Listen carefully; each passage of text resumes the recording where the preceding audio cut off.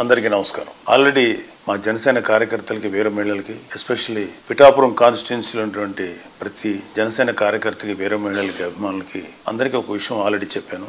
అలాగే కూటమిలో ఉండేటువంటి కార్యకర్తలకి నాయకులకి మహిళా కార్యకర్తలందరూ కూడా ఒక విషయం చెప్పాము.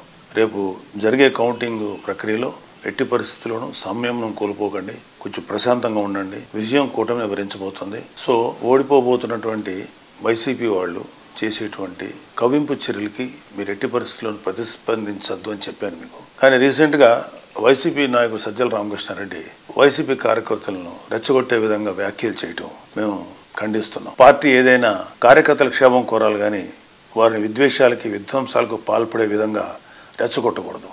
అలాగే వైసీపీ నాయకులు వారు ఓడిపోతున్న విషయం జీర్ణించుకోలేకపోతున్నారు. విద్వేషాలు రెచ్చగొట్టి కార్యకర్తలను బలి చేయాలని చూస్తున్నారు. వైసీపీ కార్యకర్తలైనా ఇతర ఏ పార్టీ కార్యకర్తలైనా ఒక విషయం గమనించుకోవాలి. ఆంధ్రప్రదేశ్ రాష్ట్రంలో ప్రజలు తమ నిర్ణయాన్ని ఓట్ల రూపంలో ఎప్పుడో వెల్లడించారు. గతంలో ఎన్నడూ లేని విధంగా ప్రజలు వైసీపీపై తమ వ్యతిరేకతను ఓట్ల రూపంలో చూపించారు. తాజాగా వెలువడిన అన్ని ఎగ్జిట్ పోల్ సర్వే ఫలితాలు కూటమికి అనుకూలంగా వెలువడడం కూడా వైసీపీపై ఉన్న ప్రజాగ్రహాన్ని తెలియజేస్తున్నాయి. ఇక కౌంటింగ్ చేసి గెలుపొందిన వారిని ప్రకటించే ప్రక్రియ మాత్రమే మిగిలింది. కౌంటింగ్ రోజు ఏజెంట్లుగా హాజరయ్యే కార్యకర్తలు తమ పార్టీ అభ్యర్థికి ఎన్ని ఓట్లు పోలయ్యాయో ఓట్ల లెక్కింపు ప్రక్రియకు అనుగుణంగా ఎప్పటికప్పుడు నమోదు చేసుకుంటూ అంతిమంగా గెలుపు ఓటములు నిర్ధారించుకోవాలి. ఒకవేళ ఏవైనా సందేహాలు అనుమానాలు ఉంటే అక్కడే ఉన్న సంబంధిత ఆర్ఓకు ఫిర్యాదు చేయవచ్చు.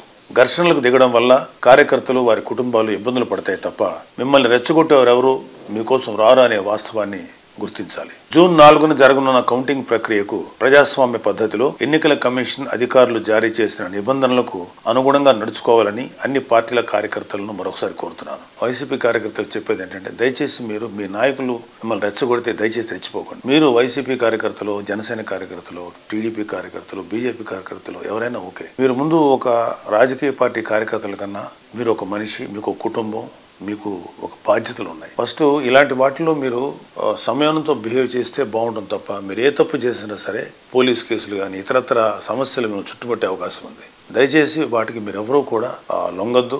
న్యాయబద్ధంగా, చట్టబద్ధంగా, ప్రజాస్వామ్యయుతంగా ఈ ఓట్ల లెక్కింపుని ప్రక్రియని మనం సంపూర్ణంగా నెరవేర్చుకుందాం. దయచేసి ఎవరూ కూడా ఆవేశాలకు లోనవద్దు. ప్రజాస్వామ్య స్పిరిట్ని మనం అందరం గౌరవిద్దాం. అలాగే ఎవరైనా సరే ఇంకొక ఇతర పార్టీ నాయకులు కానీ ఇతర పార్టీ కార్యకర్తలు కానీ రెచ్చగొట్టినా సరే దయచేసి ఎవరు రెచ్చిపోకండి. ఎవరు విన్ అవుతున్నారో ఎవరు లూజ్ అవుతున్నారు అనేది ఆల్రెడీ నిక్షిప్తమైంది. వాళ్ళని జస్ట్ అనౌన్స్ చేసి బయట పెట్టడమే తరువాయి. సో ఇప్పుడు ఏ కార్యకర్త అయినా ఏమీ చేసేది లేదు. జస్ట్ హుందాగా ఏదైతే ఫలితాలు వస్తాయో వాటిని స్వీకరిద్దాం. Thank you. జై జనసేన, జై హింద్.